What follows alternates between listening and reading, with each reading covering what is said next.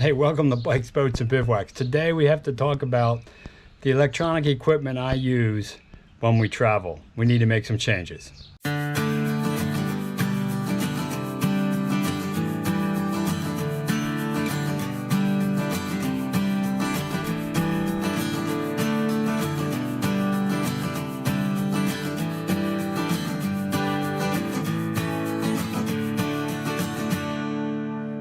Okay, so we got a couple things here. First of all, this is the road proof. So I can plug this in and it gives me 3 additional cigarette lighter outlets and then 2 USB ports. So that allows me to run a lot more equipment than I could without it. And of course, I've had this over the last 2 seasons. So this isn't new. This is a continuation of using that product. So this will continue to use. Now, in the first slot is this device. And again, this one is not changing. This is my tire minder. This will tell me the pressure in each of the 4 tires on the trailer when I'm in the cab. So that system has worked for a couple years, and when we were on our trip to Michigan, it actually gave me a warning on a back tire when we pulled over and put some air in that tire. So that works out really well. So always with the tire minder. I'm going to jump down to this end. This was my fancy Rand McNally RV GPS that would keep me out of trouble with bridges and all kinds of stuff. And it had lifetime updates on the map. The problem is those lifetime updates are only for the lifetime that the company supports it. And Rand McNally decided they are no longer supporting this, so you can't get it updated. So the roads are not going to be accurate. So that no longer helps me. Maybe it can be used as a backup. There's a couple pieces of accessories in there I might be able to use. So that one is out. So normally I would use Google Maps on my phone and the Rand McNally and watch them both to figure out traffic and also keep me from trying to fit under a 10-foot bridge with an 11-foot camper. We know that wouldn't be good. So I had to figure out something that I could do to help that out. And I remembered I had an old Garmin Nuvi 205 I used to use on the motorcycles. And that's this little Garmin right here. And I went online, and it's still supported by Garmin. I went online and I found out that it's still supported by Garmin. So I downloaded the most recent maps.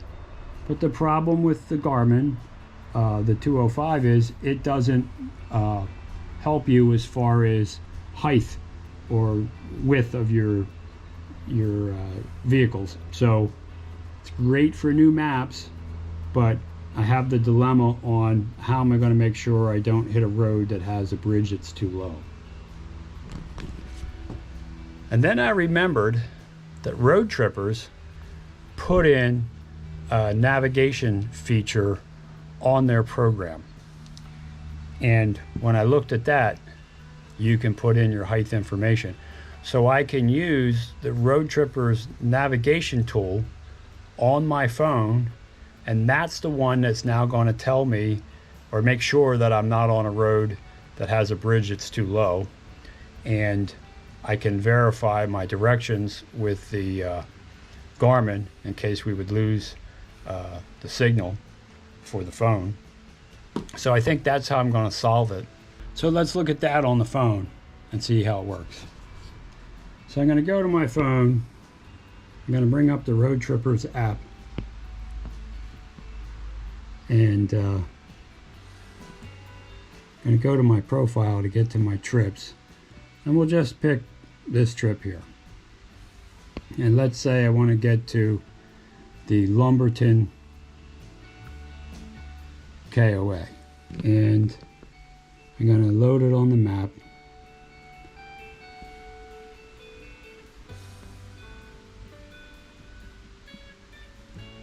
Lumberton. Now, we see the navigate button. So that's what I'm going to push when I'm ready to pull out of the driveway. So I'm going to push the navigate button because I'm going on the first leg to Lumberton. See, RV friendly. Under the RV friendly tab, notice I can put in the height of my rig and the weight of my rig, and if I have propane on board. So when it calculates everything, it's going to take that into account. So if you have the Roadtrippers program and you use this navigation component of it, you can put all the information in there for the size of your rig, and it's going to do a much better job at routing you on roads that you can use. Avoidances, navigate, select our route,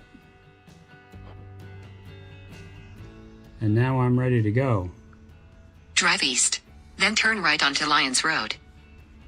So it's all set up and it's going to avoid all those roads that would have things that I can't use.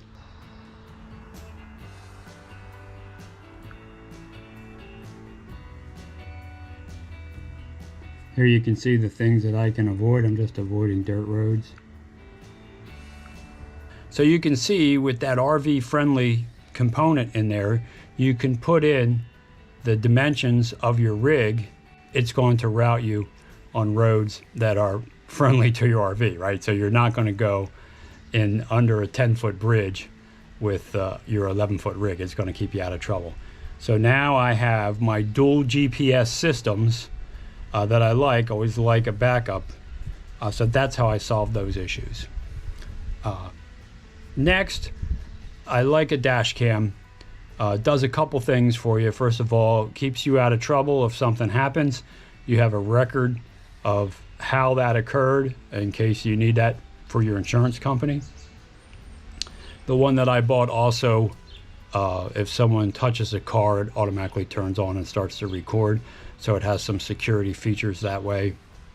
And then also, you know, if you want to pull down some of your video from where you're going, for instance, the entrance to a campground, if it's particularly tricky, I can pull that video off of there and include that in a subsequent video on that campground. So my dash cam decided to stop working. It retired, so I had to buy a new one. So this is the one I got. It was relatively inexpensive. It's the Diamond Lark FHD dash cam, and I'm going to mount that in the truck so that we can have an accurate reading of what's going on around us. And that, by the way, this one has a looping feature, so if you don't need that video, it'll just tape over as it uses up all the memory. And then if it feels that you were in a crash, it'll lock it so it can't be erased. So some good features in there on that dash cam. So those are the few changes we had to make for our trips, and we'll load it all in the truck and see how it looks. Okay, so we took all the equipment and we've installed it in the truck so you can see what it looks like. And of course, here you can see this is why I needed that power supply extender to put all these units in. But this is my tire minder, so you can see my tires are at low 50 or high 50s, and I usually run them at 65, so we'll have to top those off. So that'll check those tires as long as we're close enough, and of course if it's hitched to the truck, it's close enough. Here is my dash cam. Always good to have in case you run into a situation, you have a record of what's going on. Here is my GPS that is a Garmin, so that is going, and that has up-to-date maps in it. So that one relies on satellites, not just phone service. And then remember, this one does not take care of us from a height perspective. So then over on my phone, I'm going to click on Roadtrippers. This is the trip I'm talking about taking. I'm going to click on one. load it onto the map. So it's on the map. I click on one, Lumberton, and navigate. And notice under RV friendly, I put in, and you can see that, I put in my height and the weight. So now as this navigates it, it's going to keep me out of trouble from like low bridges and sharp U-turns. So now we're ready to go. So we have this one set up. I turn the volume up on my radio. So we have this one set up, and it says 1137, 518 miles. And notice this one says 1131, 1132. So that difference is probably roads that this GPS wants to take me on, that this GPS says, no, no, no, you're not going to work on that road. So this is my electronic setup for when we are traveling. And of course, the co-pilot is sometimes Marie and sometimes Phoebe J.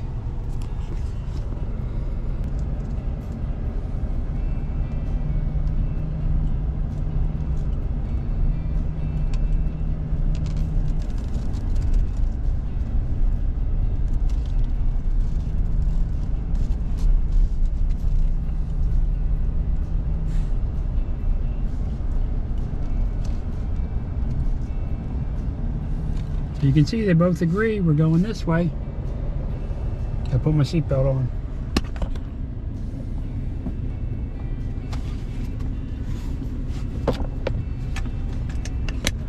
Okay, Phoebe, you ready to give it a test? Let's check it out. Turn right onto Lyons Road. There we go. That was pretty loud, so we know what they want us to do. I'll turn that volume down a little bit. Wait for these cars to go by. And then we're going to take her out on the road.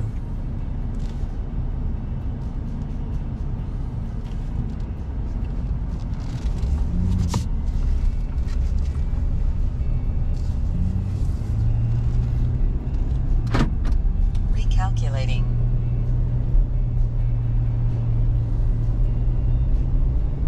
Drive 0.8 miles, then turn right. Everything's looking good. Our dash cam is recording.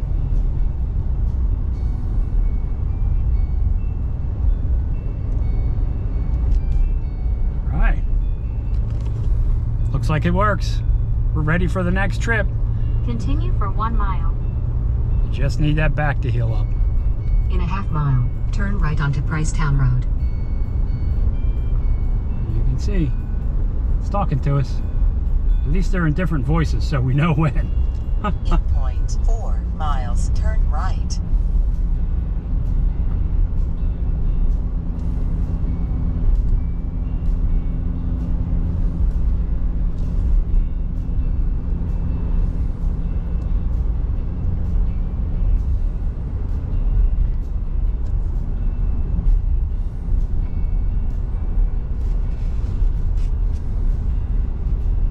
Turn right onto Pricetown Road. So that Turn right.